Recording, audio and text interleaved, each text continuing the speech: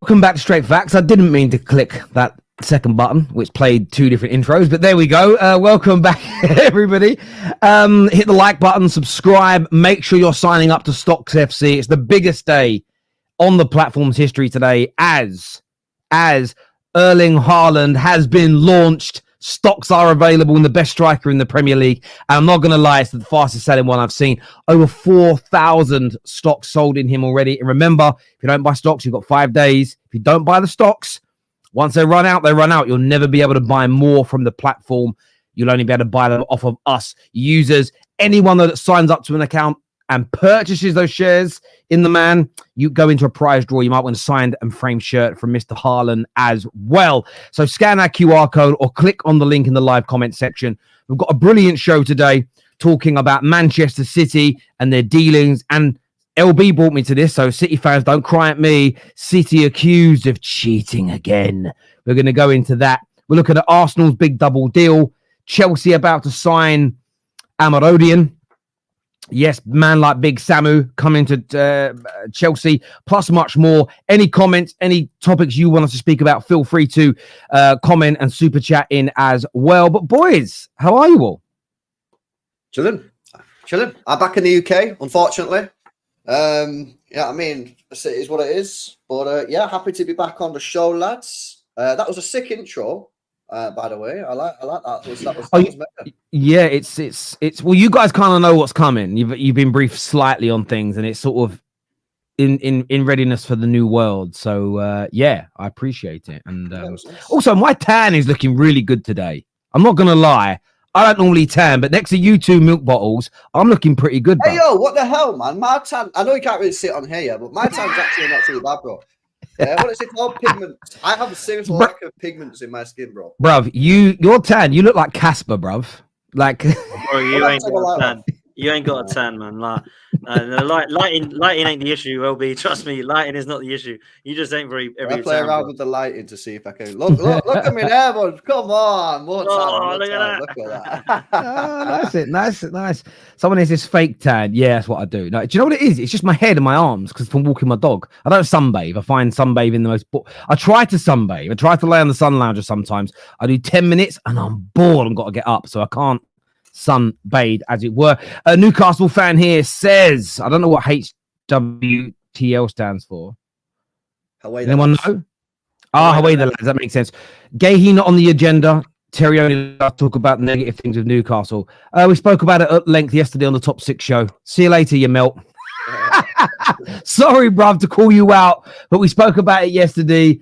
We had that discussion yesterday. So jog on, bruv. Jog on. Only joking there, but yeah, we spoke about it yesterday, so that's kind of weird. Loads to go into today, but LB, I'm going to hand over to you for the beginning of the show because I saw you tweet earlier on today. We've obviously seen the deal. Julian Alvarez has left for 95 million euros. He's joined Atletico Madrid, but I saw your tweet earlier on today, LB, that City are being accused of cheating again. What have you reportedly done now? Bro, I tell you, people are losing their heads, man. I genuinely think we're finished as a species, yeah, because you should see some of the stuff that I'm reading on Twitter, right? One person is alleging that City have given the 80 million to Atletico Madrid for Atletico Madrid to then give back to Manchester City so it looks good for City on profit and sustainability rules, despite the fact that my club is actually doing quite okay on the profit and sustainability rules. And also, that would mean that we're giving Alvarez away on a free. I mean, what is wrong with people? People are honestly so delusional, man. Like, they hate City so much that they legit think that we give Alvarez away for free just to make our profit and sustainability look nicer. I mean, it's absolutely insane. I said this before, yeah, on my stream. There is a serious lack of strikers out there, right? In the Premier League, only Isak is better than Alvarez. Watkins at a push, I think that's 50-50 up for debate. No one else is better than him. right? I'm not having Nunes over him, not having Havertz and Gabriel Jesus, yeah? And Kane's finished. He's getting on now, and so is Lewandowski. There is a serious lack of young talent coming through. This is a player, yeah, that got 32 goals and assists combined last year in all competitions. He got 20 goals and assists in the Premier League alone, playing out of position. He's won every single trophy there is to win. And the people are out here trying to say that 80 million is too expensive. United spent 60 odd million on Haaland, who scored 9 goals in Serie A. Liverpool paid 85 for Darwin Nunes. I mean, why are people literally... I don't know if I'm missing something. Why are people sitting here saying, it's so expensive, what a City doing some dodgy deals? How is it dodgy? How is 80 million quid, one of the best young strikers in the world, expensive when he got 32 G&A playing out of position? Honestly, man, I feel like people are just like, they hate on City so much that they just force these horrendous narratives. And then the next thing is, City always do these dodgy deals. Bro, go and have a look at our sales, man. Our sales are ridiculous. You know, we sold Laporte last year for £23 million. 23 million! And people are out here trying to pretend like City sell. Our record sale before today was 45 million, Leroy Sané. We sold Leroy Sané for 45 million quid. It's a myth, man. But I think people do it, yeah, because they can't accept that City are just better than their clubs on the field and off the field in terms of the way that they do their business with the transfers. And then they just come up with these ludicrous things. I mean, honestly, why on earth would City give money to Atletico Madrid just for Atletico Madrid to give money back to City? Why? I mean, why on earth would that happen? It's crazy, bro. Honestly, I just think like species. Yeah, and listen, by the way, a lot of people saying that Terry's definitely said this. No, I haven't. I think it's a phenomenal piece of business, but I'm not surprised. Julian Alvarez, I agree. He is definitely in the top 4 to 5 strikers in the Premier League. I know he's not in the Premier League anymore because he's leaving, but he's there. There is no doubt he's got a good first touch. He can play. He can create. The interplay is good. He can finish. And he was a bit part player at many times for City. He is more than worth this money. And I am still flabbergasted. And it may come out in reports later on down the line that Arsenal or Chelsea or somebody tried to sign him. But I don't think any Premier League team has made a big enough push. Now, some will say, yeah, but maybe City wouldn't sell to them. Well, at least that proves a story that I spoke about 2 years ago is right, that City now have a policy where they won't sell to Arsenal as an example. But City have always been quite open about the fact that we don't really worry about selling to clubs that are not threat to us. We don't really worry about who we give players away to. So it either means that's a lie or there is now a policy. So that's one little conversation that can be put to bed if that's the reasoning. But I think that Arsenal and I think that Chelsea especially should have been all over this deal. And I think it is fair money. And also the same people the same people I see praising City for getting this amount of money are the same people that moan about their clubs trying to get the right price for their players. This is what I do agree with you. Society is broken. Society is broken in the sense of, how dare we try and get the maximum value for Nketiah? How dare we try and get the maximum value for AWB? Oh, look how good City are at selling players. I love how they operate. I'm kind of seeing it from the other side where I'm sitting there going, how are you speaking out of both sides of your mouths like that? In the cold, hard light of day, one, Atletico are not getting involved in any dodgy dealings with City. I'm not saying it is dodgy, but why would they get involved? Why would they risk their club's entire future to help Man City? Doesn't make sense. Secondly, he's worth the money that Ati are paying for him because he is brilliant. And people on Twitter, honestly, what I don't understand, what goes through their brains is it's almost abnormal, the stuff I've been reading. And listen, when City have been accused of things and there's a case going on and evidence has been out there, we have spoken about it on the terrace and we will do so. And I think that's the right thing to do. But I did see some other tweets where people talk about City cheating. How? Where? What? It's not like they've just... It's crazy. You know what as well as mad here? Is like, I've seen Arsenal fans saying it's dodgy. Bro, you don't realise... you spent 75 million quid on Kai Havertz. Are you aware of that? That guy, you know how many guy... That guy, yeah? Not last season, season before. Obviously, his last season at Chelsea. Got 10 G&A. 10. And you spent 75 million. And is that dodgy? That certainly looks dodgy to me. And I know most Arsenal fans last summer, Potsy included, was not happy with that deal because they felt, one, he's not great, and two, they overpaid. So do we all look at that and go, that's dodgy? Arsenal doing some dodgy dealings. No, we looked at it and went dodgy. And by the way, I'm not saying that you have to look at Alvarez and say, yeah, he's worth 80 mil. If you don't think he's worth 80 mil, no problem. You think he's worth 40? All right, that's your opinion. Yeah, I think it's strange based off his achievements, but it is what it is. But to say it's a dodgy deal, I mean, you signed Pepe for 85 or something like that. Is that a dodgy deal? Should we now investigate that deal? Honestly, man, have some self-awareness. United spent, 80, 90 on Anthony? And by the way, you signed him from the club that your manager, who you had, just come from. That seems more dodgy than City and Atletico Madrid. What are the connections there? So, I mean, to have some self-awareness, man, honestly, it's very strange. I mean, I find it very strange. And to be honest with you, I think that a lot of people have been a bit harsh on Alvarez because he's a good player, you know. I think he'll tear it up for Atletico Madrid. I think it's a perfect move for him. Him and Simeone, I think he'll smash it. And City obviously have got good money, 80 million quid. It's over 65 million pounds worth of profit for the books.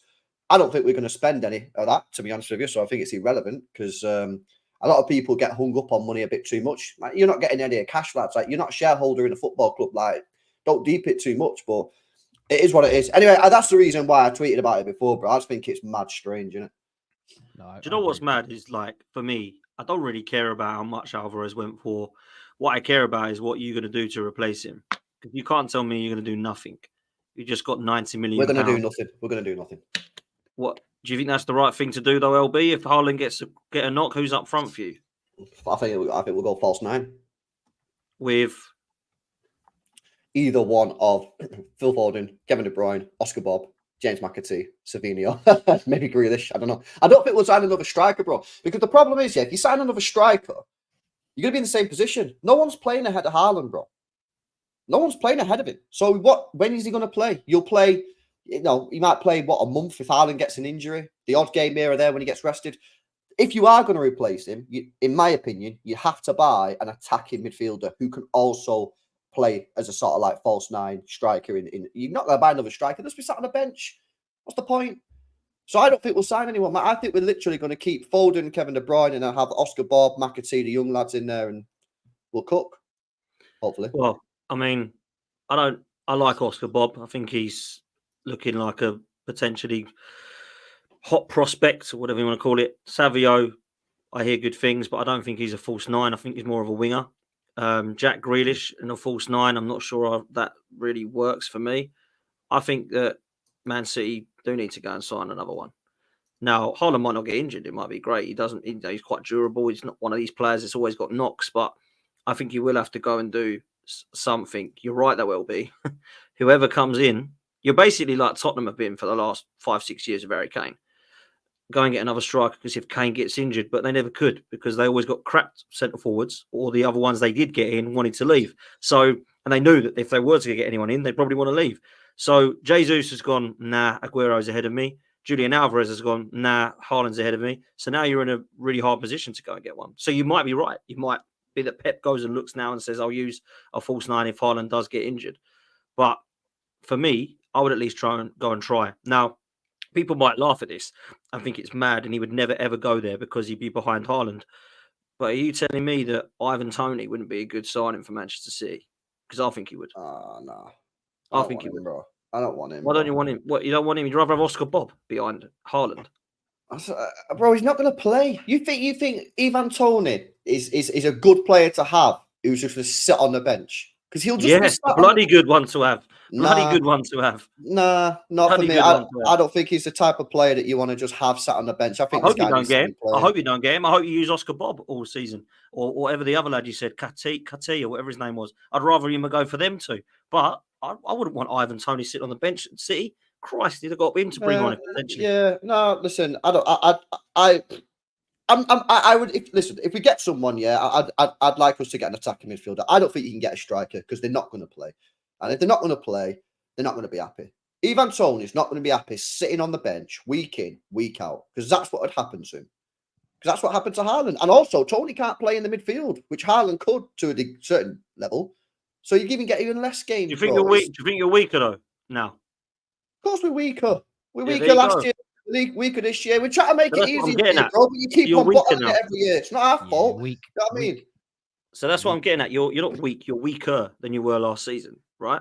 So I thought Man KJ, City clip it fans up. would have Dan been like, Pot "Who's said gonna get it?" City are weak. KJ, clip it up. Dan Pot Yeah. said City are weak. I would say you are weaker in that department now. So I can understand why Man City are going, what next? What are we doing? And if the answer is, what's his name? McAtee and Oscar Bob is the answer to replace Julian Alvarez, I can see why some Man City fans might go. I can also see why Man City fans might think Pep will probably get the best out of him and Oscar Bob will go and have player of the season because that's what Pep does. But that's what I'll be doing, man. I'll be wanting to go and get a replacement for him. With £90 million, you're just going to sit there and keep that then? Or is that going to go somewhere else? I mean, are you going to get anyone else with that money or what? Bro, we ain't signing no one, bro. That's it. We're done. Transfer window over. So, I mean, genuine question about that. I mean, you've obviously brought Savio in. If you sign no one else from this point, do you think that's going to damage your season? If Rodri stays fit, no, we'll win the league. If Rodri gets injured, we struggle. We'll struggle. Because we have no one to replace him, man. This is why, like, for me, we've got to get a DM. We've got to get a CDM, someone that can play there. Like, Rodri, I don't know if you've seen it, Potsy, but, like, when we played against Real Madrid in the second leg, that guy was dead. When we played against Chelsea in the FA Cup semi-final, dead. Like, the guy's just, you know how many games this guy's played? It's unreal. The FA Cup final dunked on by an 18-year-old. We all saw it. I agree with you, bruv. We all saw it. It's horrendous. But the point is, the point is, this guy needs support. He's actually actively. Have you ever heard another player basically asking the club to sign a player?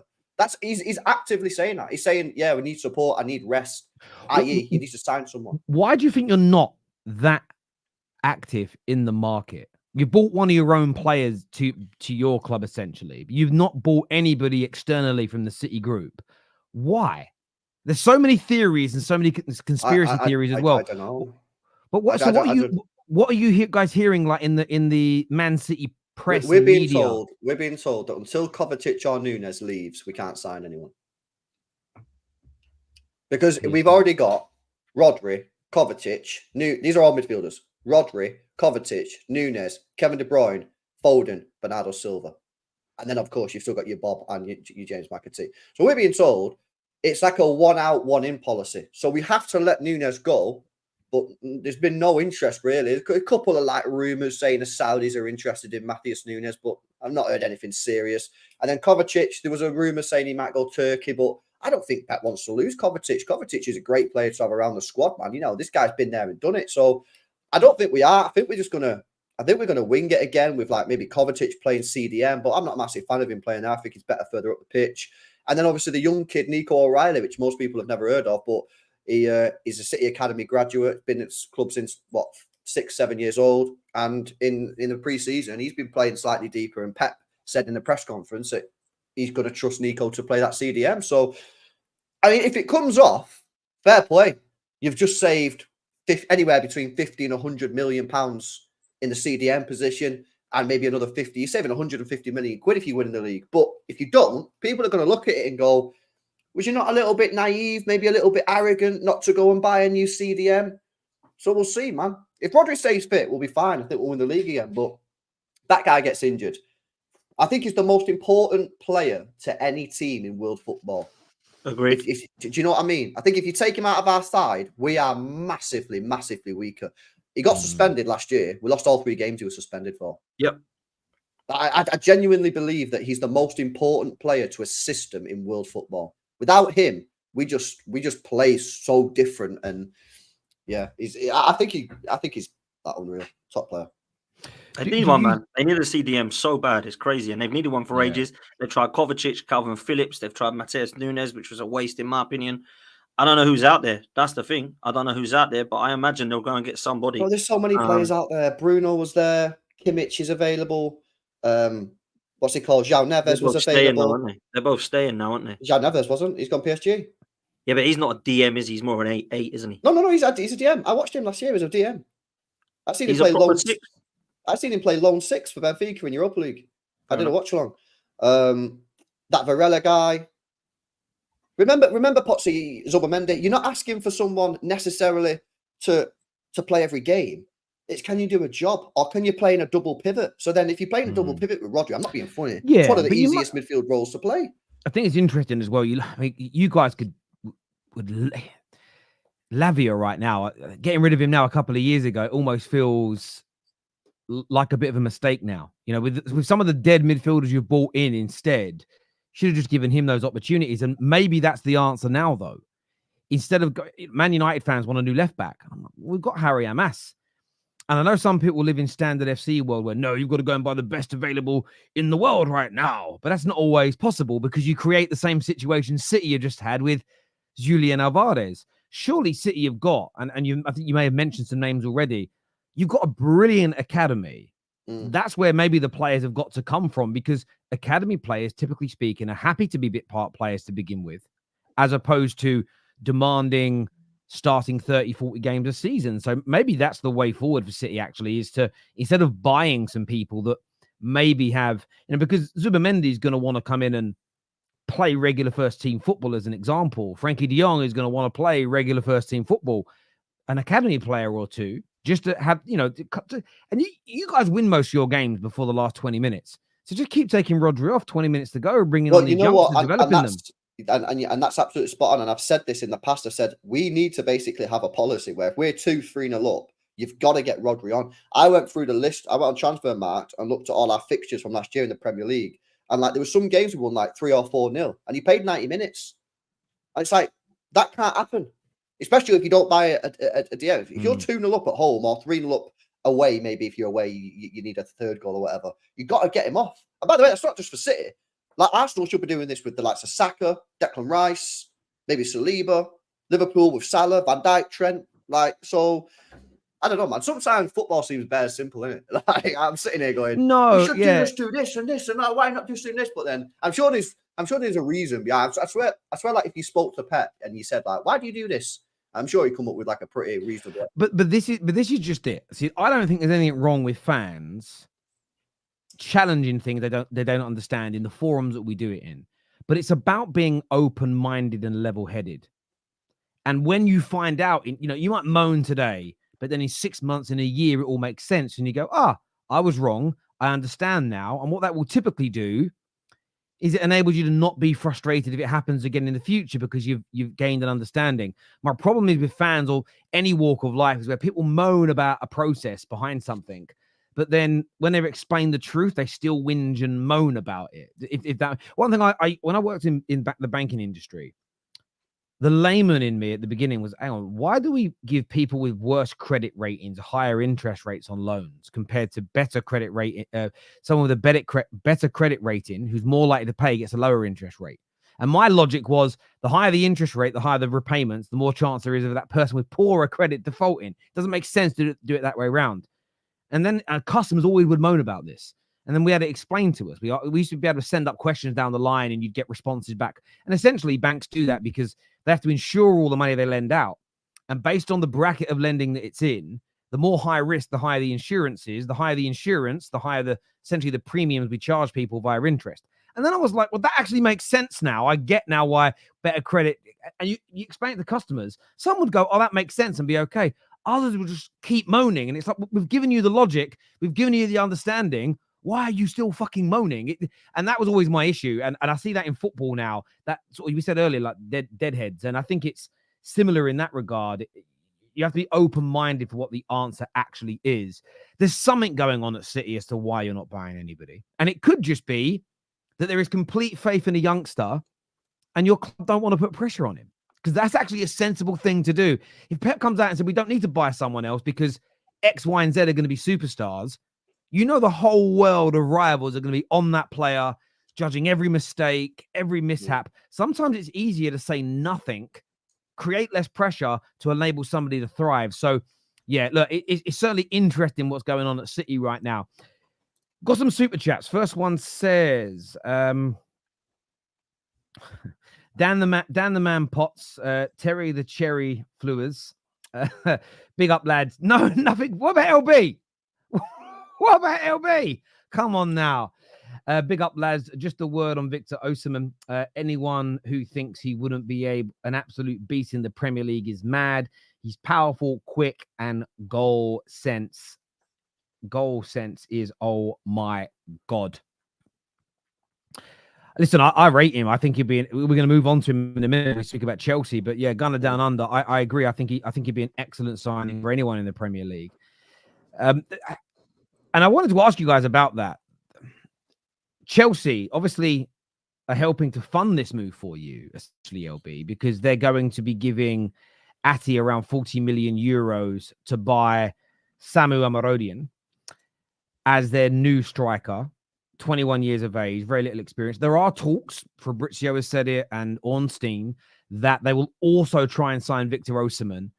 But a number of outlets, the lead being Damasio last night in Italy, poured cold water over that and essentially said that Chelsea have left the race now to sign Osimhen. But Samu Omorodion, do you believe, LB, that's the answer to Chelsea's striking and goal-scoring woes? It's just why are they signing this guy, man? Like, I'm not being funny here. Another 20-year-old scored nine goals last year. Now, listen, I ain't seen the guy play, right? I'm just going off like what I think generically Chelsea need. Chelsea needs someone who's just knows where the back of the net is and can handle the pressure and has done it in the big games, right? You sign this guy, he's 20 years old. The pressure that this kid's going to be under from day one to put the ball in the back of the net is going to be wild. And if he gets off to a bad start, everyone's going to be slating him, just like people did with Nicholas Jackson. I just don't get why they go for another young player again, man. Like, come on, you've got to change tact. And listen, I'm not saying he's a bad player. I've never seen the guy play. I just don't think this is the right profile of player. I think they need to go for an older player, someone that can handle the pressure, someone that's been around the game a lot long enough, someone that can handle the UK media, someone that can handle social media, because it's a lot, man. Do you know what I mean? This guy misses an open net or something in his first couple of games, he's going to get destroyed. Can he come back from that? That happened to Nicholas Jackson. Or even, I know Erling Haaland was young. Remember his first game in the Community Shield when he missed the net from a yard out and he started laughing? Yeah. He's got an ego, he can deal with it. I just don't get why they just do this all the time, man. They should be going for, I back the super chat, they should be going all out for me, in my opinion, for Osimhen. He's someone that can handle the pressure. You know what I mean? He's been around the game longer than this kid. He played at international level. And I just think he's more of the profile that they need. But yet again, they're going for someone young. I'm only judging the profile because I can't judge the player because I've never watched him. But I just don't think this is the right type of player. I think they need to go for someone older, more experienced. Listen, I said Chelsea were finished and everybody laughed. I said I'll hold fire and say that if they go and get Osimhen, they go and got Eze, they go and got Pedro Neto, they go and got Zubimendi, they went and got serious players that people all go, oh, fair play. They're now changing their tune. They're going for ready-made players. Then I'd change my tune. But Chelsea are finished, man. Chelsea are finished. They've bought an 18-year-old goalkeeper, another 20-year-old goalkeeper. They've got about 6 goalkeepers now. I think they spent about 178 million on goalkeepers, and neither of them are good enough. This striker's going to do. Well, I say this striker's going to do nothing, but he could come in and surprise. But that's what we're looking and hoping for now, is that they surprise, just like Nicholas Jackson. Nicholas Jackson isn't an awful footballer. I've said before that he's shit, but I do think he's shit in front of goal. But Chelsea, I just think the ownership, I hope they stay here forever. It's an absolute clown base, in my opinion. And I'm here for it. I'm here for it. I don't look at any of that stuff Chelsea are doing and go, oh my God, they're back. Oh my God, they're going to be back. Look at it. And I hate that. I'm really sorry that Chelsea fans get bitterly upset by this and think that I'm going to go, wow, Samu Omorodion, Chelsea are back. It's not going to happen. It's not going to come out of my mouth, that's for sure. I don't understand what Chelsea are doing, bro. And what I don't understand is that before a ball was kicked and before Pochettino got sacked, if I would have said to Chelsea, just to let you know, guys, the old Leicester boss is going to be your next manager. You're going to get his star, Dewsbury Hall, and Omorodion up front. Do you think Chelsea fans would go, buzzing, can't wait for that season? They wouldn't, but you wouldn't know that when you listen to some of them. It's like, I really like the style of play. I know it's pre-season and it's not been great, but I can't look into that. Like, pre-season doesn't matter. Mate, pre-season does kind of matter when you're looking at a new manager, a new style of play. And look at the players that are coming in. Nobody wanted Tosin. Nobody wanted Kieran Dewsbury Hall. Nobody wants Omorodion. If you're saying that, you're lying. Chelsea fans are lying if they say those 3 were on their wish list in the transfer market. It's absolutely mad. I'm here for it. I hope it continues. I hope Chelsea stay in the mud, and I hope Chelsea fight for top half again. That's what I hope. But anyone that's get behind this is a Chelsea fan. I cannot believe that more Chelsea fans aren't on the let's write and get these owners out because this is a shambles. Now, they've still got time. They could save the window. They could go all out for Osimhen as well. They could go and get a proper winger that looks tasty. They could go and get a proper centre-half. They could go and get a goalkeeper that actually is the number 1. It isn't fighting with the other 5 for the jersey. They could go and sort it out. But, wow, at the moment, it just looks awful, man. It just looks awful. And I'm so glad it ain't my club. There's a comment here that I saw on Twitter earlier on today from Roy, who's a big Chelsea fan, who quote tweeted the deal for Samu, where he says, profile we lack gives us the option to play over the press. Does that mean over the top? Over the press? Is that like the ball being knocked in over the top? I guess it, yeah. Just launch it. Yeah. Launch. Yeah. It's a fancy way of saying Brexit style Tony Pulis ball, isn't it? That's what it is. Yeah, because I was like playing over the press. I was like, that just must mean like a ball in over the top. But it sounds better. Tall, strong, aerially dominant, dominates the box, great movement to score tap-ins in congested areas, bullies defenders, good outlet, who can run the channels in transition. For 35 million, it's a good signing for me. And where I disagree with what you've said, Potsy, is I think Tosin and Dewsbury Hall are actually quite good signings. So those two I've praised, and I think they're good. But good this for what, is though? Good for what, though? Well, I think Dewsbury Hall Hall for a top 4, or good for going back to the title. No, and I understand that. So I don't think those two as individual signings are going to do that. But I think it gives them some experience. I think it gives them a more mature. I don't mind them. I don't mind them as players. Team. Yeah, they're good. They're good players. But I look at Osimhen that's seemingly available, and the fact that Napoli want Lukaku means there's a deal that can be done there. If they pull away from him, I can't wait to see the press briefings as to why. Is it salary? Let's see what it is. Omorodion, I'm not saying he's a bad signing for the age and the profile he is. So I agree with LB. Profile-wise, I get.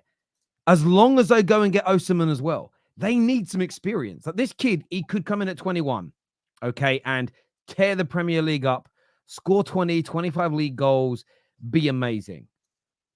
But I just don't personally see that happening. And then you think to yourself, well, it's just a bit more inexperience added to their front line. Yes, they need to stop conceding so many goals as they did last year. But a huge problem, and even in pre-season, it's persisted. They get the ball well worked up to the edge of the box, and then when the ball's in there, they've struggled to put it away. Now, maybe he's the answer, but putting all of your eggs into the basket of a 21-year-old to improve your entire front line, I think's crazy. I think is a crazy move. I'm not saying don't sign him. I don't know enough about him to completely write him off as a player. But they absolutely have to pray, Chelsea fans, that the Marzio's news doesn't come to fruition and that they are still fighting to sign Victor Osimhen as well. Because I think if they don't, and they come into the season and their main 4 signings is a young striker and a young untested goalkeeper, and then 2 good level Premier League players, I don't think that's enough to massively progress to get them back into the Champions League. No, I agree. That's the bare minimum they need to try and do this year is get back into the Champions League. They need a lot more than this. No, facts. And you know what? So look, Lukaku, how long's he got left on this deal now at Chelsea? It's a year or two. Right, so he's probably on some good money at Chelsea. So the wages argument doesn't really wash for me, tell you, because if you're gonna if you do a swap with Osimhen, obviously Lukaku and cash, right? The wages that Lukaku's on will probably just go to Osimhen. Now, maybe you might have to top Osimhen up a lot, right? I mean, I don't think it's going to be that much that you're going to have to top him up. Because I'm pretty sure Lukaku's already on decent cash anyway. I just think that Osimhen scares me, man. If Chelsea gets Osimhen, I'm like, yo, that's a serious deal. That's a serious player. They're getting some experience in there. If they get this Omorodion in, I'm just like, just another 20-year-old. He only turned 20 in May. Yeah, I mean, like, is he going to be able to do it on a consistent basis, week in, week out? Is he going to be able to handle the UK media? Is he going to be able to handle social media? It's a lot to ask, especially when the rest of the team is young as well. Listen, my opinion, I don't think this is the right profile of player. I think they should get a more experienced player. And if Osimhen is available, and you can also solve it by getting rid of Lukaku, why are you not just trying to force that deal through is beyond me. Yeah, a few of the viewers have said, Terry, that Fabrizio, and they've quoted Fabrizio saying he's not aware of them pulling out, and I respect that. I respect it. It's funny. I've been having these conversations today in the comment section on YouTube, where some people are like outraged that I'm quoting that Arsenal might enter the race for Osimhen. Well, I'm only reporting what a fairly credible journalist in Damasio says. And what I've generally realized is that depending on the news coming out of the mouth of a journalist, is that now determines how credible they are. Because even with Fabrizio and Ornstein, when they're putting out PR news, certain Arsenal fans, certain Chelsea fans call them brown envelope brigade. They're taking bribes. They're working for the club. Then when they put out news they like, you've got to trust them. They're the most credible ones out there, Terry. Which is it? Are they taking bribes? Man. And this is the bit that gets me. Like, I had City fans come at me because I mentioned that Almo rejected them. Fabrizio didn't say that. Yeah, but Santi did. Yeah, but Fabrizio knows more than Santi. Ask Fabrizio, and I quoted him. I haven't had a response yet. Fabrizio regularly, when he tweets, says, as first reported by Santi, and praises him and tells us all how credible he is. So if you believe Fabrizio is credible, but he praises the credibility of Santi, you can't just discount somebody else's story. And that's one thing about transfer stories that annoys me. Is I had someone in the comments that they go, Terry, your channel's starting to confuse me. I'm like, oh no, what have I done? So what's up, bro? Well, 2 days ago, you did a story saying that Arsenal want Gyökeres. Now you're doing a story saying they want Osimhen. Yeah, different newspaper, different journalist. We're fans talking about the different stories. Yeah, but that's just so confusing for us. And I did respond a little horribly. I just said, I think you've got to increase your. I said, I think you've got to do something to increase your intelligence. Because for me, how is it confusing if you read one newspaper and one journalist story, and then you read a different newspaper by a different journalist who sees it differently? Yes, it's different. But football fans and fan channels discuss the difference. That's literally what fan channels were invented for. I was so confused. I was sitting there reading it thinking, I go back to what LB said 40 minutes ago. I think we're losing a generation.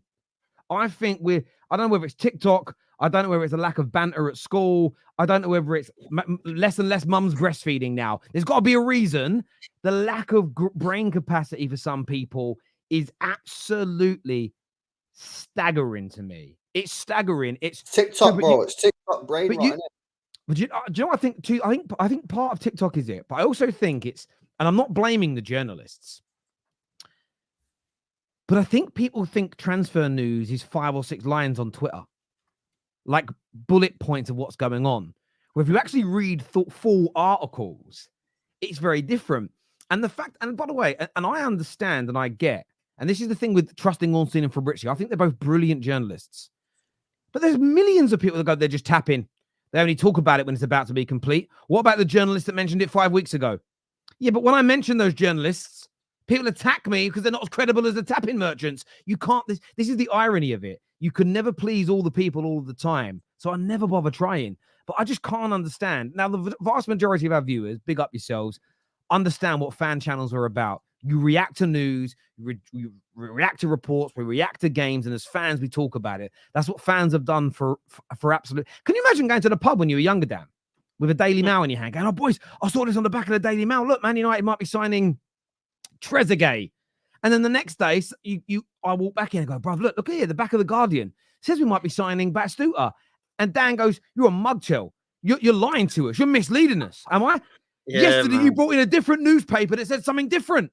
No one ever thought like that. So why are we now doing it on the internet? It's mental. Legitimately mental. I went and saw a brilliant comedian once who said that we are changing for the worse. And how he kind of went was, years ago, he used to sit down in front of the TV and used to watch a load of programs and used to watch You've Been Framed. You've Been Framed is now YouTube, right? You've now turned to YouTube. Nobody watches You've Been Framed anymore. Everybody watches YouTube. And he went on like that. And he said that Twitter is so bad, but we did have Twitter years ago. It was on TV called Terry Wogan's Pointers of View.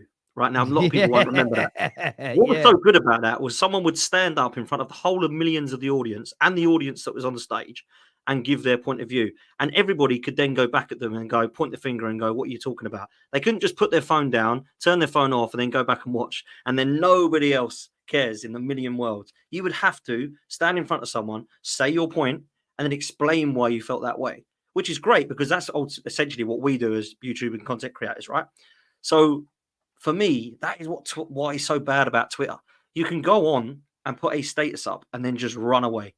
And that's what these people do. And, you know, I have it on my channel. I'll go and say, rumours are today suggesting that X is linked with X. And they'll go, oh, my God, you must now be a journalist. No. Trust me, I'm not a journalist. I am not a journalist. Trust me, I am sharing what everyone is reporting in the news. And people just can't get that sometimes, unfortunately. For me, it's just a crazy, crazy thing. And it's a crazy world we live in. And I think LB's right. It is TikTok fans. I mean, I'm on TikTok now and I'm starting to do some content on there. And I'm absolutely astounded by some of the comments and some of the abuse that you get on that platform. It's absolutely scary, mate. I am stunned. I'm quite new to it. I've only been on a couple of months. I am absolutely stunned by private messages I'm getting, comments I'm getting, telling me they want to kill me and they hope I die of cancer and all this stuff. Your father must be an alcoholic. I had the other day. Like, what the hell is going on here? Well, because I said, well, maybe it's because I got a tinge of ginge. Yeah, hint of ginge. But I kind of sat there and I thought, what? So I'm an Arsenal fan and I've predicted that your club might not do that well this year. So now my father must be an alcoholic and I hope you die of cancer and I hope your family die in bombs. And I'm thinking, what is going on here? Like, real talk. This is a scary world, man. Do you know what a lot of it is? It's that Pete, and I've noticed this in the comment sections quite a bit, and I find it really intriguing. It doesn't offend me. I just find it intriguing. What I've realized the most is it's never really about the journalist or the outlet that said it or the changing of the story. It's about whether or not the individual writing the aggression likes the story or not. So I see it all the time. If I quote the Sun in a link to a Liverpool player or an Arsenal player, it's it's bullshit. If I quote the Sun, I've tested this theory before. If I quote the Sun in a story that is detrimental about Man United, no one in the comment section, barring Man United fans, says, yeah, but it's a Sun Terrier. They all go, scumbag club, rubbish club, da-da-da-da-da. So it's never really about the sources. It's whether or not people like it or not. And I always state when it comes to my titles, and I say this unashamedly, I'm not embarrassed by it. It's the truth. My titles will reflect either the points being made by the audience, sometimes sarcastically, like today. LB was the one who said City accused of cheating. It's there. Or the claims being made by media outlets, and then we discuss it. Or claim being made by pundits, and we discuss it. And that's because, for me, you want a title of a video to, and LB, yours are brilliant. I look at yours and it's all sort of, they're great. And the facial reactions on your thumbnails and the way you title things, I'm like, you're intriguing people in to come and have a look at what you're talking about. And the fact on an hour and a half show of mine, my average view time is around 40 odd minutes, tells me that the majority of people clicking don't believe it's clickbait because they're staying there and they're watching it. So it's weird to me the way the world has gone absolutely mad when it comes to talking about stories within football. It's crazy to me. So I do agree it's a lot of the new generation and their lack of ability to take banter as well. I think it's all part and parcel. Let's go to some more of these comments here. First one says, according to Fabrizio, if Julian Alvarez does not accept the contract offer from Atletico, everything, Samu, Omorodion, and Conor Gallagher to Atletico could collapse. Yeah, because these are going to be swap deals. That's not true.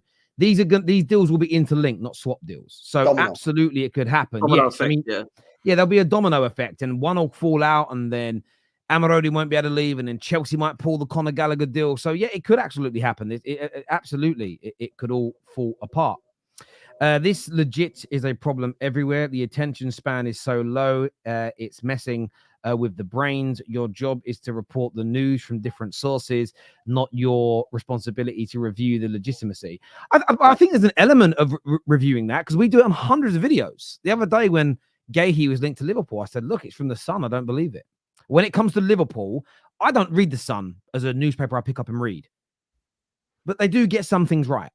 But when it comes to stories about Liverpool, I don't believe they have any sources. I don't believe anybody connected to that club would talk to them. I don't even believe an agent dealing with Liverpool would talk to the Sun because he damaged their relationship. So you can call out the legitimacy of things. There's no doubt about it. But the attention span has gone. We have Ben Jacobs who comes on. And I always know the dullards because they go, well, what's he talking about? I'm like, that's because you can't listen for more than a minute without your brain going skew with. But actually what he does is he breaks down all the eventualities. It's very detailed. But what people are used to are bullet point journalists, right, in 3 or 4 lines. And they go, that's the full story. Well, it never is the full story. The full story is probably 4 or 5 pages on a newspaper. But the attention spans aren't there. I agree. Fabrizio said we haven't left the Osimhen race. No, I know. And other journalists have. And it's about being open-minded to all of them being true, my friend, as opposed to just believing one source. Imagine being a man and believing just one other man about anything. That'd be very strange in my humble opinion. Let's get the likes up, people. Let's get that done right now. Big up yourself, Luke Skywalker, for encouraging that. The Athletic, Matt Law, Fabrizio said Osimhen is still on. Absolutely. Well, Athletic is obviously... Good. And it should be.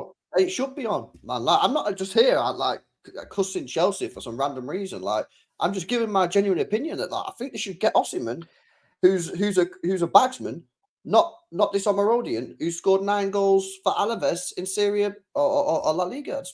I mean. And I agree. And all we're quoting is we've said that some are saying it's on. And some journalists are starting to say it's off. But let's not pretend like we haven't seen a number of transfers that so far this season where the lesser known journalists or the regional journalists within particular countries haven't got things right first, because it was little known Italian outlets that were talking about Calafiori to Arsenal ever before Ornstein, ever before Fabrizio. So we don't as fans ignore these things. It would be very weird, disrespectful to do that. It really would, in my opinion. Madrid didn't spend money for a while, then splashed big on young talent. City waiting for KDB, Haaland, Bernardo to leave. Next season, City will be active. Haaland leaving? I think City will. Yeah, Haaland's not going to go anywhere. But I think obviously next year, provided we don't get relegated, KDB, Bernardo, Walker, they'll have to be replaced. You know what I mean? So that's going to be big money. So yeah, maybe this is it. Maybe we're saving up for next year. Because if you think about it, when Kevin De Bruyne leaves, probably next summer. At the moment, there's only really 3 candidates that you have to buy. You either have to get Jude Bellingham, which ain't happening because at Real Madrid, Wirtz, or Musiala. So the 2 players that you can actually get, they're over £100 million. Not true. Not true. Who? Goal scoring, can play false 9. Scott McTominay's for sale. Yes. So I didn't realise. You know what? That's a great shout. That is a great shout, man. Can you imagine? We haven't seen any Serie A centre forwards work in the Premier League for over 10 years. Rasmus, 16 goals last year, FA Cup winner. The switch up in pace for centre forwards is worse than centre backs, since centre backs only need to switch up their pace while strikers also need to think quickly. Thoughts? I mean, he's not wrong about the Serie A to the Premier League move. I mean, you can look at some of them old school, can't you? And you can look at Gianfranco Zola, etc., Paolo Di Canio, etc., that have been Italian, that have done very well. But in the last 10 years, who are we looking at? Graziano Pella and Mario Balotelli are the only 2 I can think of that are Italian that have come to the Premier League, and neither of them really lit it up. They didn't do very well. Yeah, they're okay. No, neither of them lit it up. So you're right about that. Look, I think me and LB are on the same page here. We're not saying that, Chelsea won't go and get an Osimhen, but for me, I think they need to. In my opinion, because, if you look at the first 11 at Chelsea, you don't look at it and think it's a shambles, but certainly don't understand what they're doing as a project, man. It really is bizarre. And I think that Osimhen is one of a few that they need, to be honest. Abs here says, is it possible that Chelsea are preparing for a transfer ban? Explain signing both Samu and Osimhen, and also the stockpiling. Yeah, but if transfer ban, correct me if I'm wrong, I might be wrong on this. I'm just genuinely asking. Do you know when they got transfer ban last time? Could they sell players? Nope. No, so you don't really want to stockpile players, bro, because if you stockpile bare players and then you can't sell them, then what you do is just stuck a load of players that you can't sell. And they signed these 2. I think their squad's got would then be up to 47 people in their squad. Wow, that's insane. Yeah, I don't think so. Because, like I say, they won't be able to sell them based off my understanding of the last one. So it might be possible that they're expecting some sort of breach next year, and this is the way that they're getting around it. I mean, all I'd say is, the people who are running Chelsea from a business point of view are very, very clever. Very, very smart people. You don't become a billionaire if you're not smart, yeah? You don't sell 2 hotels to get around profit and sustainability rules if you're not clever, right? Because they knew they could do that. The problem is for Chelsea is that their football intelligence is seriously lacking, and that's why they're in the mess that they're in. If they can do what United have done and start getting serious people in the background, and they might already have done that, Chelsea fans will know more than me, then maybe with the business acumen of the owner and the people running that, and then combine that with the footballing guys, maybe they can start making progress. Yeah, look, I don't think they're getting a ban. But look, the one thing we do know with Chelsea, and I know Chelsea fans hate this, they think it's fear-mongering or scaremongering. I hear every time someone says one of those phrases, somebody else goes, "That's not the right word, it's the other one." I think they both exist now, colloquially.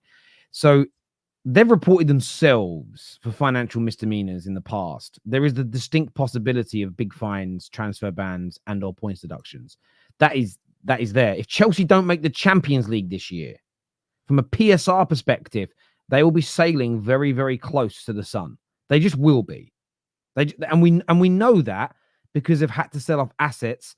And I did see something from Maresca today, which I thought was very disingenuous, but I understand what he's doing. And I think he is trying to get the fans on his side. I want to read this out because it was shared by Simon Phillips, who's a Chelsea guy that really good guy, actually, respect him well, knows his stuff.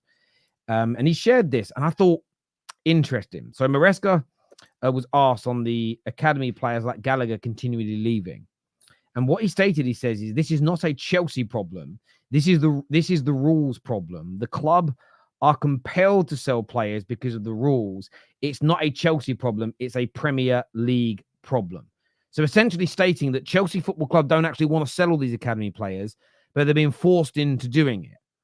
And for me, my reaction is, I get where he's coming from, but he's talking about the reaction Chelsea have had to have for how much they've spent so far and dropped out of the Champions League and therefore lost income. If they hadn't dropped £1.5 billion and fallen out of the Champions League 2 years running, they wouldn't be forced by the Premier League rules to sell people. It's a little bit, it's weird to me. It was a weird comment for him to make. I agree. I think it's weird. I think it's a bit of both because you're right. If you don't spend 1.5 billion over 2-3 years, then you're not forced to sell your academy players. However, when these rules were initially brought in, do you think that the people who brought the rules in, because people bring in rules without thinking about the consequences, do you think that they really understood the consequence of what this actually means? What it actually means is that clubs are actually now not really going to be playing these academy players. They're going to be selling them all because they need the pure profit. So he's right on one hand, profit and sustainability is making Chelsea do this, but it's making them do it because they spent a ridiculous amount on transfers. So I don't think you can really complain. I think your point about selling the youngsters is part of it. But I also think a big section of this is all of our Premier League clubs, is that I don't think any of us thought the Premier League would take the rules too seriously. So we've carried on charging more and more for selling players. Everybody's carried on committing to paying more and more for buying players. And then we've kind of hit a bit of a crossroads where suddenly now players with their wages and everything else are costing to a point where clubs are going to start breaching that PSR level. And I agree with the Brighton owner that we can't be bringing in rules to enable clubs to lose even more money. When clubs nearly went out of business 15 years ago before these rules came in for 50 and 60 million pound debts, can you imagine what 120, 130, 200 million, 300 million pounds worth of debt could do to some of these clubs? I think what we have to now see, and maybe we're at the beginning of it, is the cost of buying players starts to drop. So where a player costs 80 million now, maybe in 2 or 3 years' time, we start to see that drop down to 60 million or 50 million. That would resolve that issue. And I do get where Maresca is coming from to a certain degree. If Chelsea had spent that billion and had won the Premier League and won the Champions League in the last 2 years, they wouldn't be in a position where financially they were being forced to sell their players. It's the simple and straightforward. I thought that was a little bit disingenuous from him personally, but that's just me.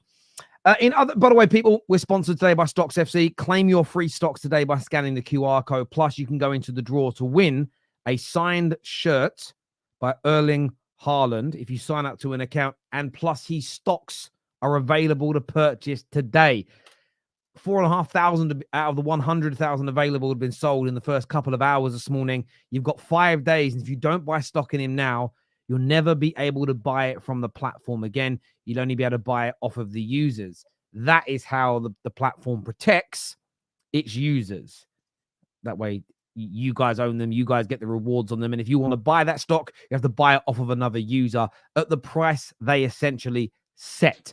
So it's a really good concept. I love it. I think it makes people put their money where their mouth is when it comes to their footballing opinions. And I'm not going to lie, I've stuck quite a bit on Haaland today. I bought like £250 worth on him because I think he's going to cook this season, bro. Oh, I've seen him. You probably haven't, because why would you? But have you seen him in pre-season? He looks sharp, bro. He looks quick. Be scared.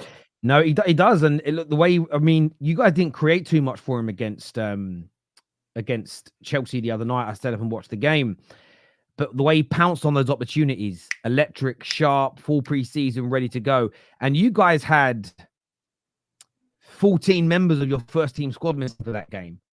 Your actual first team squad being there, yes, it could be dangerous times. It could be dangerous times with him up front. And one of the guys. I was looking at the sort of the way they break down the reward points on StocksFC. Based on how they give out reward points, he would have been the highest performer on the platform last year, based on the goals that he scored. So yeah, he could be huge to invest in, and I've certainly done it already. But people, as I say, work your strategy out.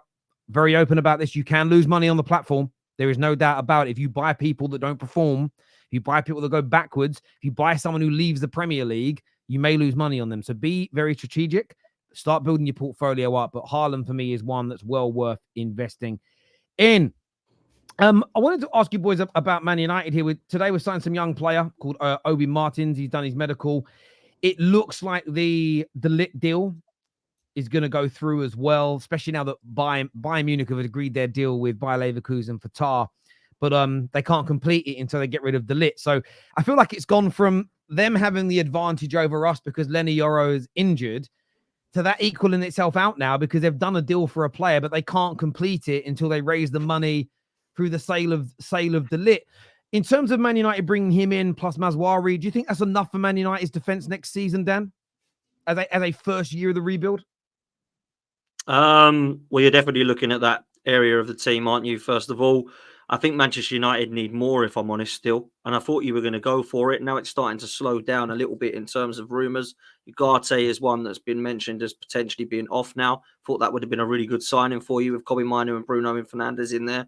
Obviously, De Ligt coming in. I don't know why that's not done yet. Obviously, you're saying that there needs to be a bit of a domino effect for that to be the case now. I thought that would have been done by now, if I'm honest, because you've been linked with him for what feels like forever, to be honest. Mazraoui, I don't know much about Mazraoui. I don't know if that's a fantastic upgrade. Personally, I quite like Dalot. I think he's one of your better players. I don't think he's outstanding, but he's certainly, for me, a good enough player. I wouldn't have thought you would want to upgrade on him, but certainly if he's going to come in and replace Aaron Wan-Bissaka, which looks the case, I think he can play right and left as well. So that would be a fairly good signing. Chilo Obi Martin is a very interesting one because obviously he was at Arsenal. I know for a fact, didn't want to accept what he was asking for. He would have been on more wages than Emil Smith-Rowe if we gave him what he was asking for, which for a scholarship, anyone at a scholarship doesn't get at Arsenal. It's just a principle. It's just the way it is. If people like that or hate that, take it up with the club. But this could bite us on the backside if he goes on to Manchester United and does fantastic things. But he can also turn into a player that we've seen before many a time that has been supposedly one of the greatest to ever come through the youth academy and gone on to do nothing. And I've seen it with many players. I'm sure you guys have seen it in your club as well. So really don't know what you're getting with Chilo Obi Martin, but you're definitely getting a talented youngster. That is for sure. Scored 10 goals against Liverpool in one of the games, 7 against West Ham. Scored 5 or 6 in some of the other games as well. So he's absolutely killing it at that level. Obviously going up to the next level, you've got to look at it. And as well, you've got to look at what his size is at the moment and what his build is at the moment. He needs to grow up and he needs to sort of get that physique into the men's game because some of them don't. you know, and they end up getting pushed off the ball at that age. So at 16 years old, under 16 level, under 17 level, you think, oh my God, he's so much better than everyone else. Then everybody grows up. You get to 20 and he's left behind because he hasn't grown up with them. So there's a lot of question marks about the physique of him. But listen, he definitely knows where the net is. That's for sure. So it'd be good for you guys to see how well you get on with him. I just think Man United need a lot more, man. I don't know what they're doing in the wide areas. Jadon Sancho looks like he's going to be off. Anthony's no good. That leaves you with Rashford, really, as the only one. That's not enough for me there. Up top, Xerxes, a lot of pressure on him. Rasmus Højlund, he's got to have a better season. So there's still quite a lot of work to do at Manchester United, in my opinion. They might have looked at the defence and sorted that out potentially in a couple of areas, but I still think Man United have got a long way to go. So, yeah, and I really don't know what we're going to get with Ten Hag. And I think Ten Hag has got till Christmas to prove that he is the guy at Manchester United, and I think they will pull the plug. I really do.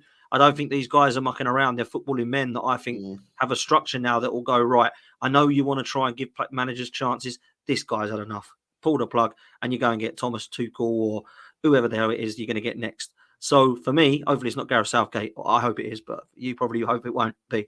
But that's the way I see Manchester United, bro, at the moment. And I think the best part about Man United, the best positive to end on, is you got these people in that know what they're doing. And they do know what they're doing, in my opinion. So that'll be the biggest positive for Man United moving forward.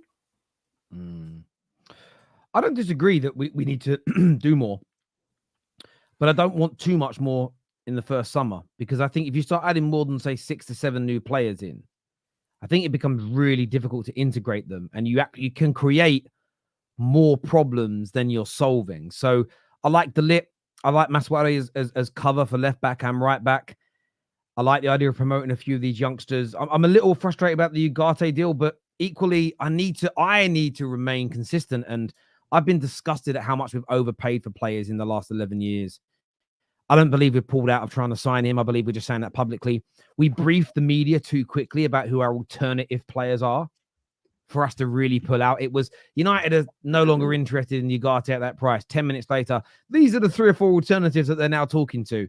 It seems a little bit too slick for me. I think that's to try and force PSG a little bit. You know, if we end up with the Ligt, Yoro, Ugarte, we've already got Xerxes through the door. We've got a couple of really talented youngsters that we promote, and we are pushing for the style of football to change, which in pre-season we saw the kind of green shoots of that. Then I'm quite comfortable and happy. But as you boys know, I said it before, I'm very much keeping my feet on the ground. A lot more is going to be needed to genuinely get us back to the top. I think any deluded Man United fan that wants to start giving it the big and we're back, we're going to cook this year, we're going to be overly amazing, we're going to catch people. I don't even see the mileage in saying that. Barring getting some reactions and some sexual release online, I don't see the point of making such crazy comments at this point. I'm fairly happy with the business. I like how we're conducting ourselves. And on Obi Martins, I just want to say, congratulations for joining Man United. And, I've seen some footage of him. Looks very, very talented. You don't know what a 16-year-old's going to turn into. But I do feel a bit for him because there's been some nasty rumors created online that he only left for 30 grand a week that Man United were paying for him.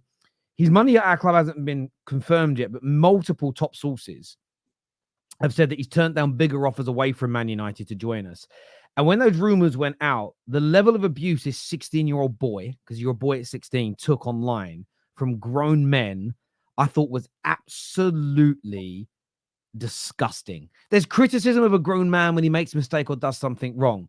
But I felt this, it reminded me a little bit of what Raheem Sterling went through when he left Liverpool to join City, and how the media tried to paint it as this, he's a greedy little bastard, he's only going for the money. When in fact, no, he was going to City to become more successful when he absolutely did that. Also, Terry, yeah. Sorry to interrupt you. So what if he's gone for the money? Good point. So what? So if he has gone for the money, say United have paid him more than everyone else, he's gone, what? So what? So you just start cooking him because he went, oh, sorry. You're telling me that if you were offered more money in a different job, yeah, maybe significant, you're just going to stay.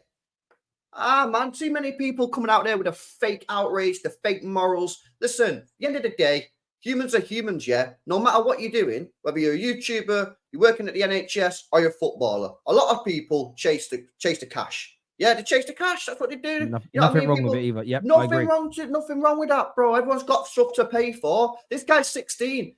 He could have his leg broken, his career ended next year. And then everyone's going to go, why did you accept 10 grand instead of 30 grand a week? You could have been sorted. He's got to think about himself, man. I'm not being funny. If I was his agent, I'd be forcing him.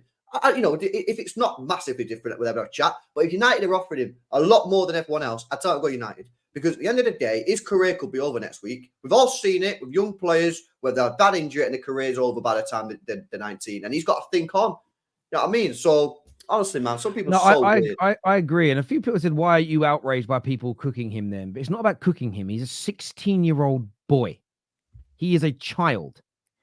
And this is how sick some people have been. There's a person that comes on our shows who I have called Matt that I've banned from today because Fabrizio tweeted the update that he's passed the medical. And out of his outrage, and by the way, Matt is not representative of other Arsenal fans because I don't believe in that group. That I don't judge anybody based on any group they belong to. Whether it's football, whether it's nationality, I never judge everybody based on the group they're from. I think that's a sickening, bigoted way to look at the world. But he tweeted at Fabrizio and said, why are you talking about this again? You must be some sort of paedophile. And I thought to myself, how weird, angry, frustrated, and nasty must you be as a human being to even think about saying that, let alone actually post it? All because your nose has been put out of joint that a player that you rated has left your football club. Loads of players at youth level swap clubs. It's been going on for 10, 15, 20 years. They get the 14, 15, 16 and they switch switch clubs. And I just wanted to say that again, the vast majority of Arsenal fans don't behave this way. The vast majority of rival fans don't behave this way. But I just wanted to call it out because he's a 16-year-old boy. He needs protection online, and the crap that has been thrown his way is just, for me, it's just disgusting. It's just disgusting. And calling Fabrizio that because he's given an update on a transfer is weird, bruv. It's some weird movement. So yeah, the man's no longer welcome because I didn't know that until earlier on today, and then someone sent me the message. I just thought, ugh. Like there's certain things you can say, but Arsenal fans don't want to lose a potentially hot prospect to Manchester United. So there's a few Arsenal fans that have lost their heads about it. I can understand why they wouldn't want him to go to Manchester United because if he turns into a top talent, then it's potentially a big loss for us. But from what I was hearing, Arsenal didn't want to pay him what he was asking for, so he went elsewhere. That's what happens in football, man. That's what happens. I don't blame the kid for chasing money. I don't blame the kid for going to move. And if Arsenal don't want to pay him what he believes he's worth, that really is the end of the story. Yeah, Dan, you're right, bro. These academy players, they leave our clubs every week, man. You know what I mean? Every week I see, oh, this kid's left City Academy, this kid's left United Academy. These kids, they're going for where they want to play football. They got to chase the bag. Of course they are, because like I said, the career could be ended next week. They need to get as much money in as possible. If you're getting triggered, by a 16-year-old leaving your football club, then you need to have a word with yourself, man. And I've seen a few people calling it out. They say, well, I just didn't like the pathway comment.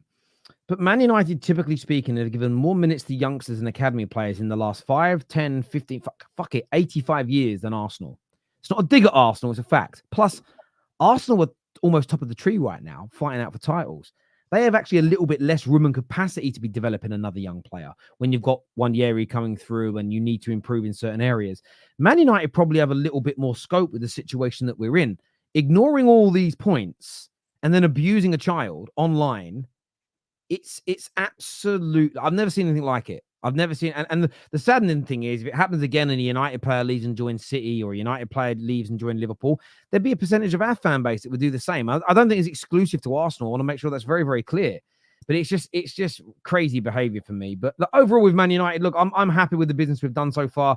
And I did say at the beginning of the window, and sometimes you've got to temper yourself back in. I did say I'd be prepared to lose some deals this summer if it meant we stood our ground in terms of the transfer negotiations. Because the one thing I would say is this. We have just been bent over and paid more than we should for so many signings for the last decade or two. And I just need us to do better. Genuinely, I need us to start doing better because we have been absolutely horrendous at that for a long time. So we shall see how it all pans out for us in the coming days, weeks, and months as well. This here says, I am not triggered. He hasn't even played for the under-21s, let alone a first-team striker option. Good luck to him. It's United that are taking the risk. Exactly. So, and this is ironically to the guy that sent that nasty message. He actually said, I don't even care about the player. I don't think he's that good. Then why would you be angry? It's a weird one to me. It's a weird one. Terry, this is absolutely bang on. We're competing with a monster in City and playing in the Champions League. We ain't got minutes to give to the boy. And this is part of it. Plus, Man United, reportedly, according to Fabrizio. Now, remember earlier, everyone said you've got to listen to Fabrizio. The same people that would say, you can't talk about other journalists when Fabrizio has not said it.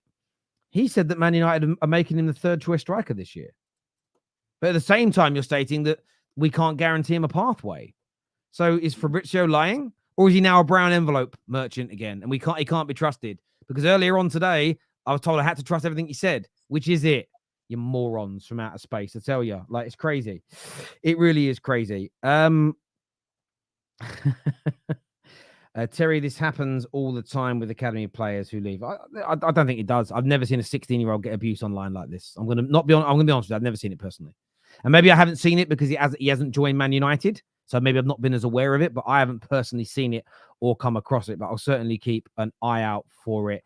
Now, Terry, you're going to talk about Liverpool's interest in a 6. I am.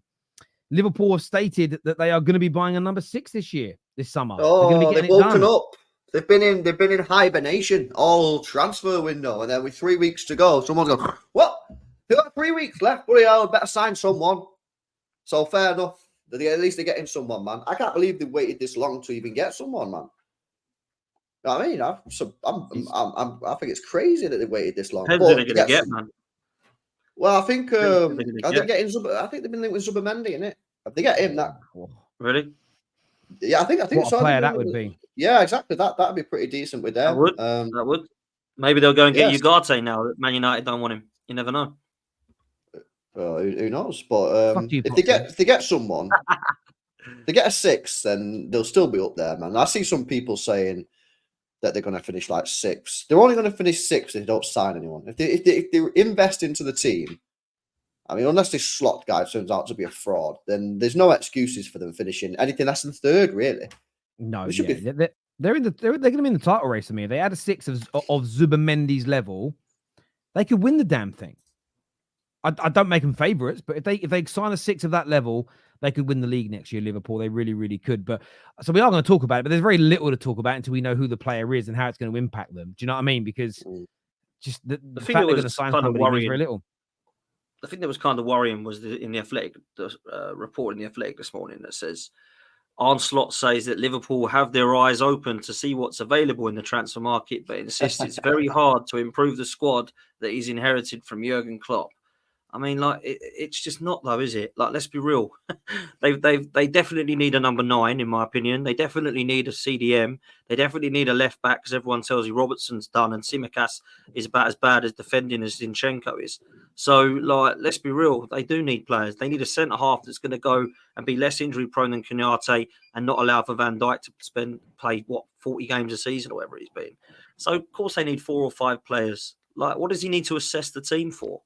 He should know that walking into Liverpool that they need X, Y, Z. It doesn't take, Einstein to work that out, in my opinion. So I don't know why it's taken him so long. Maybe he's done a bit of assessing in terms of what he's already got, how he can play his style of play. That's completely different. But like looking at the squad where you might be short, I mean, come on, everyone knows where Liverpool's short. It's obvious. They've been trying to buy CDM for years.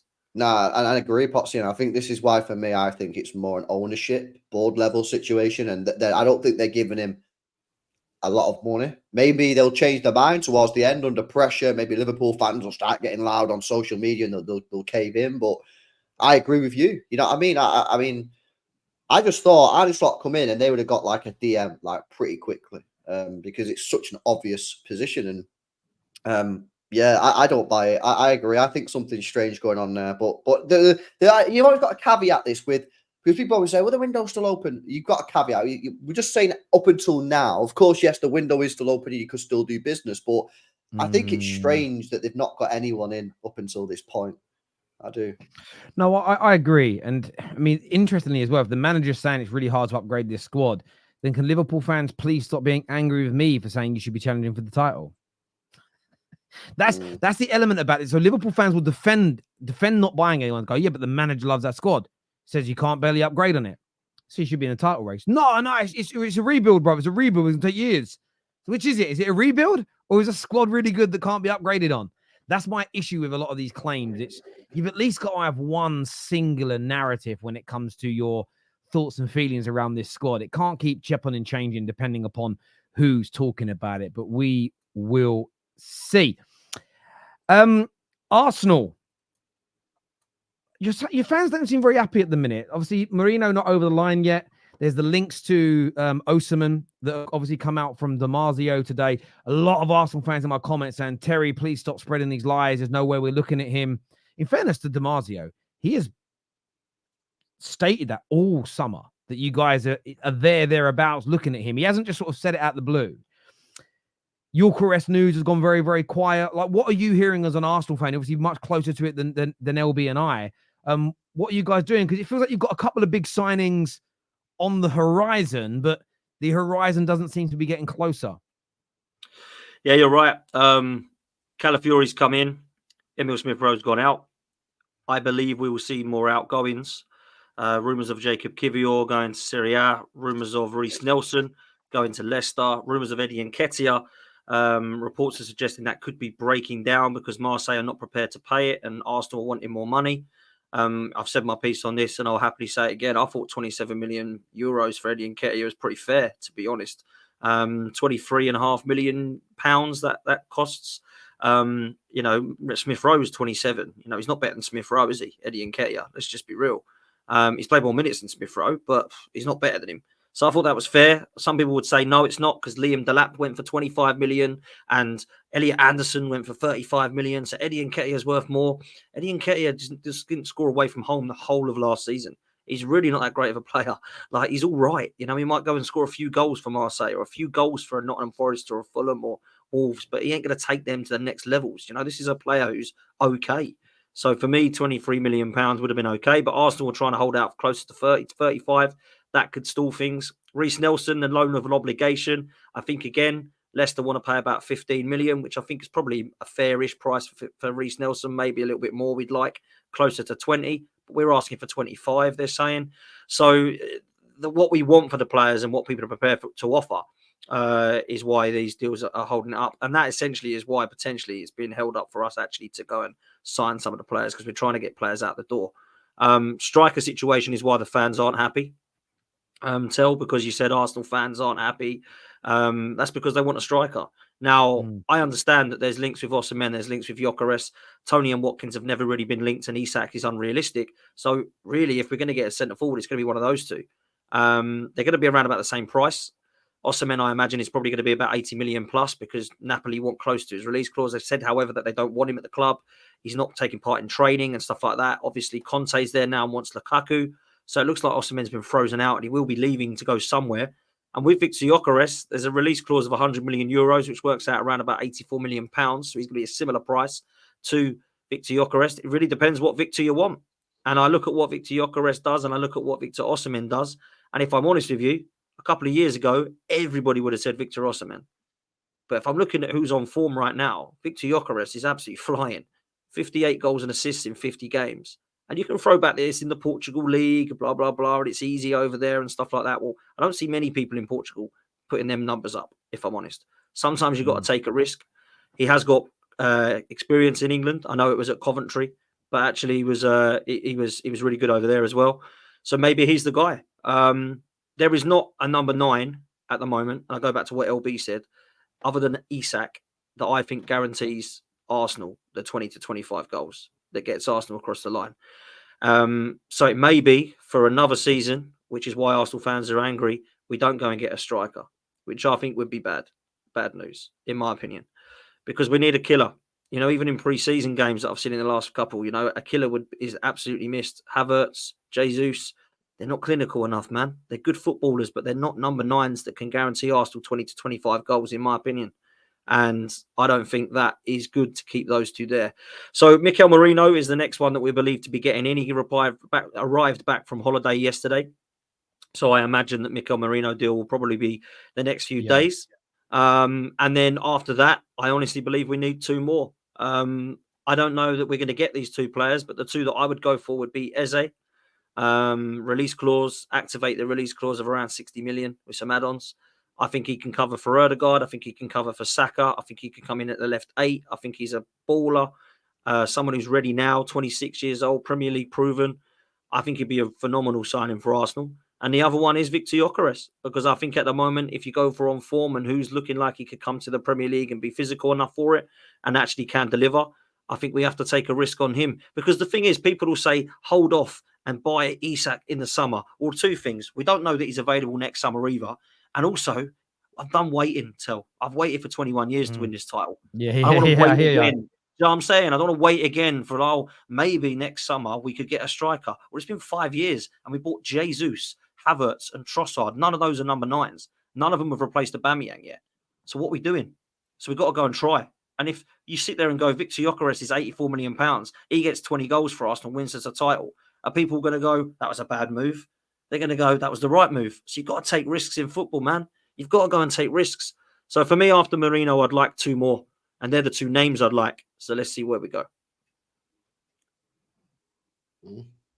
Interesting. I mean, why don't you go get Isak now? It's a good point, LB.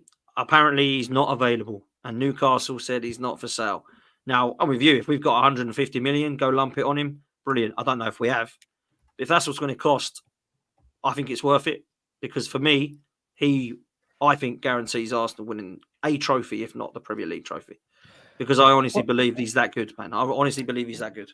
Well, I've said this all along. I think Marino will happen. I agree. Holiday will come back. If you sign Gyökeres, Osimhen, Isak, and City sign nobody else from this point, Arsenal, for me, become the marginal favourites, and I think we'll win the league. Nah. You don't put them as favourites, bro. Marginal favourites, yes. Nah. Go on, Toney. I'll explain it this way. So, how many points did Arsenal finish behind City last year? 2. 2, and 5 the season before. So they've closed that gap in terms of how close they are. When I say marginal favourites, I'm talking about maybe winning it by a point or 2. And I just feel that if City don't add anything else from this point, so if you, as you've said, you sign no one else now, I think if Arsenal have Calafiori, Marino, and say Isak or Gyökeres, you add those extra goals, extra strength in midfield, extra strength at the back.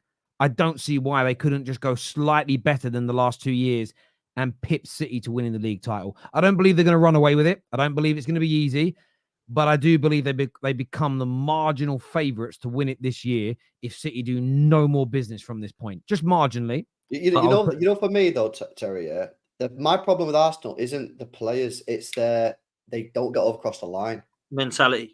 It's their mentality, and this is why, like, you can say, "Oh, look, they'll get these players and they'll get better and better."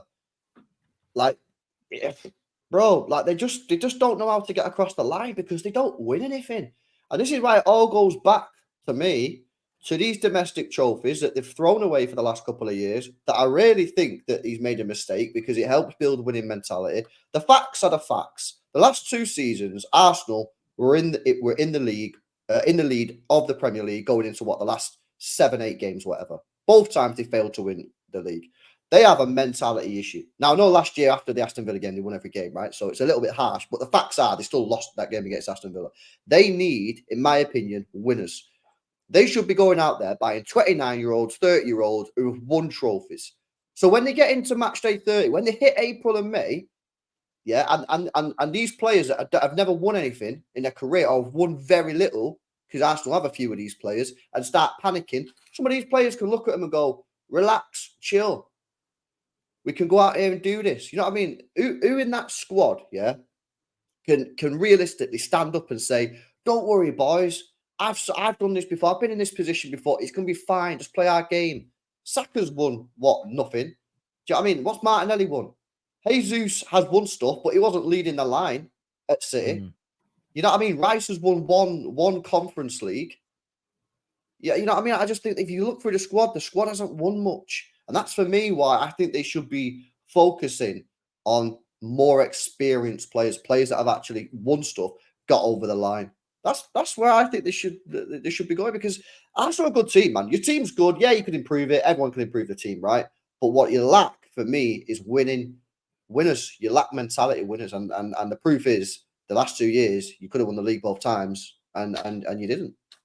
Where I agree with I mean, listen, I agree with both of you actually in terms of what you've just said as to why Terry has backed up that opinion, is why he thinks Arsenal can win the league with those signings. I actually agree with LB as well, because I look at the big away games last season that Arsenal went to, and we didn't manage to get across the line at Bayern Munich, at the Etihad, at Anfield, at St James Park, at Villa Park. We didn't win any of those games. And then, but like, people laugh at Villa Park and St James Park. There's hard places to go. You don't go there and go, oh, this is a walk in the park. This will be fun. Easy 3 points. We need to go to those games, and we need to go to those fixtures and walk away with 3 points, not one. That's what we need to do next season. Where I kind of understand where you're coming from, Terry, is last season we didn't have a finisher and we weren't able to get across the line in certain games, like the West Ham at home game, like the Fulham away and home game, like the Chelsea away game, and actually have a killer to go boom. Do you know what I say? Even the Etihad, if we would have had a killer in the situation, in the positions of Jesus and Trossard, we probably would have beaten Man City. So people say you don't need a striker. He scored 91 goals. But you've still had given opportunities there where you need to. Bayern Munich is another game as well. Liverpool, we went out the FA Cup. Should have been about 3-0 up in 28 minutes. We're all over them. Didn't have a killer. The other thing you say, Tel, is the Calafiori signing and the Marino signing, when that does happen, that sorts the whole of our left-hand side out, which I think will allow Martinelli to flourish. And I think, for me, the left-hand side of Arsenal, where a lot of our goals were conceded, with Zinchenko there, with Kivior makeshift in there, that was a big problem for us. Big problem. So for me, I think if you've got Calafiori there now, and Timber there back as well, people have forgotten about, who's now back, thankfully, from injury, and Marino coming in on that left 8, which I think he'll play. I think Rice will go into the 6 now, because Partey and Jorginho can't be relied upon every game. That will then allow us to be solid. If we go and get that striker after Marino and Calafiori come in, we have the striker that everyone goes off, fair play. Arsenal have absolutely no excuses not to win a trophy this season. I'm not saying we need to go and win the Champions League. I'm not saying we're going to do a double. I'm not saying we're going to go and get the Premier League across the line. It'd be lovely to do those things. If we don't win a trophy, then what are we actually doing out here? And people will sit there and say, you're out of order for questioning Mikel Arteta if he doesn't win another trophy. Why? If we've got all the pieces of the puzzle here, why is it not okay to question the manager if he does not get us across the line? I don't get that, personally, for me. Because it was 9 years we went without a trophy and Wenger was handed out. We're 5 years in now without winning a trophy. So we're over halfway now of when we wanted someone who won everything in football pretty much. 22 years at the club, a legend, one of the best that's ever been there. And we were hounding him out. So we have to raise the standards at this football club, man, and start demanding silverware as a fan base, because there's too many of the fans that just, well, look at what he's done. Look at Pep coming up against all this crap. And I agree, and that's why there's got to be balance in those conversations. I don't like either end. I don't like the ones that don't acknowledge the growth, and I can't stand the ones either who doesn't matter what happens, we just stay doing what we're doing. I think you've got to be balanced in that. But to the point I think both myself and LB made, I think if you make those signings, I think we'll get an answer to that debate, whether or not it's a lack of quality that stops you from winning the leagues or a lack of mentality. Could be an element of both as well. I'm very, very open to that idea. But look, I still think City might sign somebody else between now and the end, and it will change my view and my opinion. Now, they go and sign Bruno Guimaraes and add into that team. They'll sign someone, trust me. Then City are my favourites if you get my drift. This is if they get Osimhen on a loan with an obligation, they can sign him next year, even with a ban. Did the same with Kovacic. That's true. That is true. Look, boys, I want to thank you both for coming on. Always a pleasure to speak football with the two of you. So all of our super chatters, everyone has hit the like button. Thank you. Go and check out StocksFC right now. Scan the QR code or click the link below. IPO is out today for Erling Haaland. Go and check it out. We had a super chats come through from Harold. Hope you're well, mate. He says, problem is Man City can get 100 points. Haaland will have a redemption season after a diabolical 38 goals in 45 games. Might need the Premier League points record to win. But then I think people would also put that into context. If City were to win the league on 102 points and Arsenal got 100 points, then it would be crazy to say sack Arteta, in my opinion. But that's why context is key, and removing it completely is for dullards, and that's not what we try to be on the football terrace. Look, everyone who's tuned in, I want to say a big thank you. Take care. Goodbye. God bless. And we'll see you all again very, very soon. Peace.